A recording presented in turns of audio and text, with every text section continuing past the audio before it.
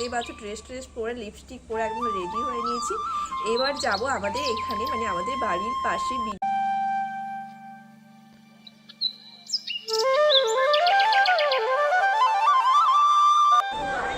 High করো, high সবাই, কেমন আছো বলো?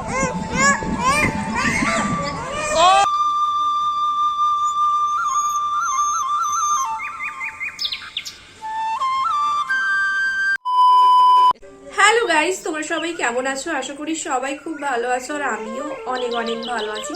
আজকে সকাল থেকে উঠে এক গাদা কাজ করে ফেলেছি। মানে কয়েকদিন ধরে তো বৃষ্টি হচ্ছিল, যার কারণে জামা কাপড় টাপড় কিছু কাচাকুচি হচ্ছিল না। মানে 2-3 দিন ধরে ভাবছিলাম যে কাচবো কাচবো, আর এই কাচবো করতে করতে বৃষ্টিটাও লেগে গেছে। তো যাই হোক, আজকে একদম সকালবেলা উঠে দেখি হ্যাঁ ঠান্ডা ছিল অনেকটা, বাট তারপরে রোদ উঠে গেছে। তো ভাবলাম যে তাহলে জামা কাপড়গুলো কেচে দিই। জামা কাপড় কেচে টেচে মিলে তারপর ছাদে সব শুকিয়ে দিয়ে চলে এসেছি। তার জন্য একটু লেট হয়ে গেল। এখন বাজে ওই 11:30 মতো। আর আজকে ভাবছিলাম যে সকাল থেকে ব্লগটা শুরু করবো, বাট কাজের চাপে আর সকাল থেকে শুরু করা হয়নি। তো এখন থেকে ব্লগটা শুরু করছি। আর আমার দুটো হাতে এই রিসেন্ট কয়েকদিন ধরে মানে ওই 10 থেকে 12 দিন ধরে মানে প্রচণ্ড এলার্জি টাইপের, সেই ঘামাচি যেরকম হয় না সেরকম ছোট ছোট দানা দানা মতো হয়ে গেছে। আর প্রচণ্ড চুলকুনি হয়, মানে প্রচণ্ড, মানে রাত্রে তো ঘুমোতে পারি না, এরকম চুলকুনি হয়। তারপরে আমি ডাক্তারও দেখিয়েছিলাম, ডাক্তার মেডিসিনও দিয়েছিল আর একটা মলম, জাস্ট ছোটো সাইজের একটা মলম দিয়েছিল লাগানোর জন্য। দু একটা হয়েছিল, বাট সেই মলমটা ইউজ করার পরে মানে হাতে যেন প্রচণ্ড বেশি বেড়ে গেছে, যার কারণে আমি মলমটাও ইউজ করছি না আর মেডিসিনটাও খাচ্ছি না। তো যাই হোক, মা বলছিল যে একটু কাঁচা হলুদ আর ওই নিম পাতা একটু মানে শিল নোড়াতে বেটে একটু মাখতে বলেছিল। তো আমি একদিন মেখেছিলাম, মানে কালকে মেখেছিলাম, যার ফলে আমার দেখলাম যে একটু ইচিংটা একটু কম হচ্ছে, চুলকুনিটা একটু কম হচ্ছে। তো যার কারণে আমি ভাবছিলাম যে আজকে একটু মাখবো। তো যাই হোক, চলো এখন থেকে ভিডিওটা শুরু করি। অলরেডি তো 11:30 বেজেই গেছে আর একটু পরেই স্নান করব, তাই জন্য ভাবলাম যে একটু কাঁচা হলুদ আর নিম পাতা আগে একটু বেটে নিই। স্নান করার আগে দুটো হাতে মেখে নেব, কারণ মেডিসিন তো কোনো কাজ করলো না, বরং এটাই কাজ করলো। এটা হাতে লাগাতে অনেকটাই কমেছে আমার মনে হচ্ছে, আর চুলকুনিটাও সেরকমভাবে আর হচ্ছে না। আর এই চুলকুনির প্রবলেমটা আমাদের ফ্যামিলির কোনো সদস্যেরই হয় না, কিন্তু প্রত্যেক বছর ঠিক এই সময়টাই আমার হয়।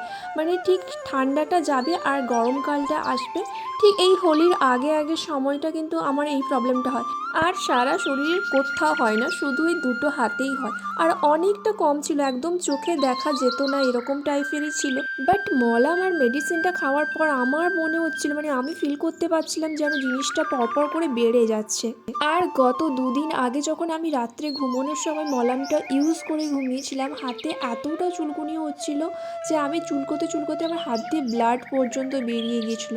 তারপর আমি মাকে বললাম, বাবাকে বললাম, তো মা আর বাবা বললো যে তাহলে হাতটা ধুয়ে ফেল। আমি বাধ্য হয়ে রাত্রে আবার হাতটা সব পরিষ্কার করে ধুলাম। এই প্রবলেমটা আমার সঙ্গে গত 3 থেকে 4 বছর ধরে কিন্তু হচ্ছে, বাট কেন হয়, কিসের জন্য হয় আমি সেটাই বুঝতে পারি না। আর কারুর হয় না, শুধু আমারই কেন হয়। তো যাই হোক, আমি দুটো হাতে একদম ভালো করে ঘষে ঘষে লাগিয়ে নিচ্ছিলাম, একটুও নষ্ট করছিলাম না, যতখানি বেটেছিলাম পুরোটাই লাগিয়ে নিয়েছিলাম। আর তারপরে ছাদে একটু রোদে পায়চারি করছিলাম। আসলে আমাকে মা একটু আগেই বকছিল যে তুই একটু আগে ভাগে মেখে থাকতে পারতিস, মিনিমাম স্নান করার 2 ঘন্টা আগে মাখলে তাহলে অনেকক্ষণ স্কিনে থাকতো জিনিসটা, তুই তো একটু পরেই স্নান করে ফেলবি। হ্যাঁ, কথাটা ঠিকই বলেছে, কারণ মাত্র আধ ঘন্টা থাকবে। তো যাই হোক, আমি এখন স্নান করে নিই। তো চলো তারপরে তোমাদের সঙ্গে কথা বলছি। স্নান করে সোজা চলে এসেছি ডাইনিং টেবিলে, আর এসে দেখি আজকে দাদা পাবদা মাছ নিয়ে এসেছিলো। তো পাবদা মাছের ঝাল দেওয়া হয়েছিল আর চিংড়ি শাকের তরকারি। আমাদের পুকুরে বাটা মাছ ধরা হয়েছিল, সেই বাটা মাছের ভাজা আর হয়েছে চাটনি। বাবা আর মা এদিকে খেতে বসে পড়েছে আর আমি জাস্ট এক্ষুনি আসলাম। তো চলো একদম খেয়ে দিয়ে ঘুমিয়ে যাবো, তারপরে বিকেলে তোমার সাথে কথা বলছি। দারুণ একটা ঘুম দিয়ে একটু আগেই জাস্ট উঠেছি। উঠেই একদম দেখতেই পাচ্ছ ড্রেস পরে লিপস্টিক পরে একদম রেডি হয়ে নিয়েছি। এবার যাব আমাদের এখানে মানে আমাদের বাড়ির পাশে বিডিও অফিস আছে, আর বিডিও অফিসের পাশে দুর্গা মন্দির আছে, ওখানে একটা বড় বিশাল মাঠ আছে। তো ওখানেই যাব। ওখানে হচ্ছে বিকেলবেলা সমস্ত ছোট ছোট বাচ্চারা আসে, খেলাধুলো করে। তাই জন্য মা বলছিল যে চল তাহলে ডলকে একটু নিয়ে যাই, ওখানে একটু খেলবে আর আমরাও একটু বসবো, অনেকদিন যাওয়া হয় না। তো তাই জন্য একটু বেরোবো। তো চলো যাওয়া যাক।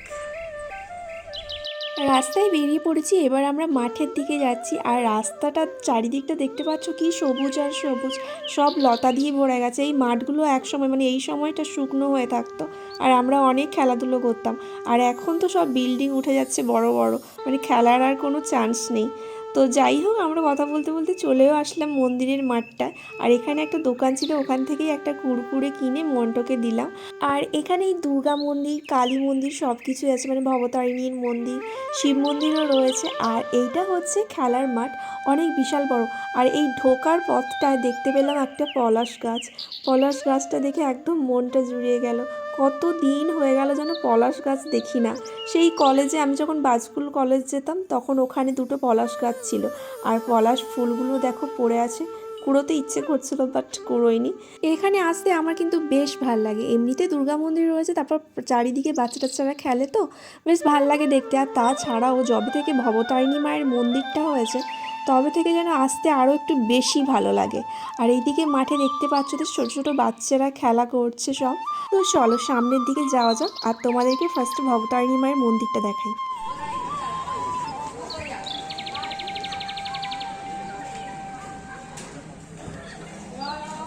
এখানে মা ভবতারিণী রয়েছেন, রামকৃষ্ণদেব সারদামণিও রয়েছেন, আর ঠিক তার পাশেই শিবলিঙ্গও রয়েছে, সেটাও তোমাদেরকে একটু দেখাই।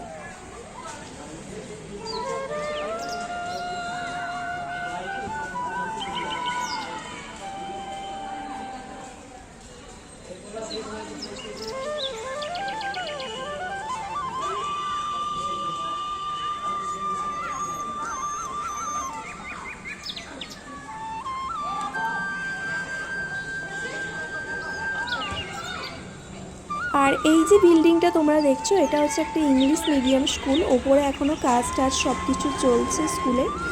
আর এই দিকের মাঠটা একবার জাস্ট দেখো, কি বিশাল বড়, জাস্ট দেখো। আর ঠিক মাঠের পরেই মেন রোড দিয়ে গাড়ি এই যে চলাচল করছে, ওটা হচ্ছে দীঘাগামী রোড এটা।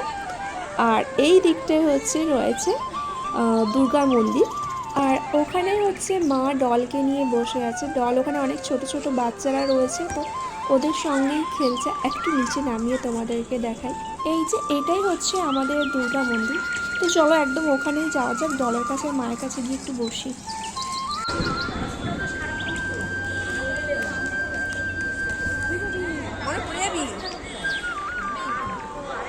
হাই করো, হাই।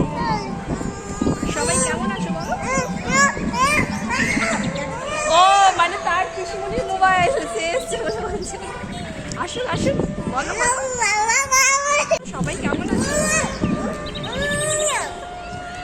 ওকে হাই করতে দিবে না? বলো, তুমি বলো তাহলে, তুমি বলো সবাই কেমন আছো বলো। হাই।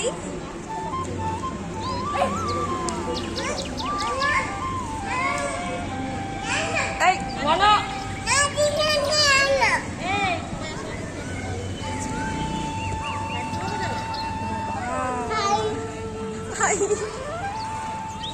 তাকাও,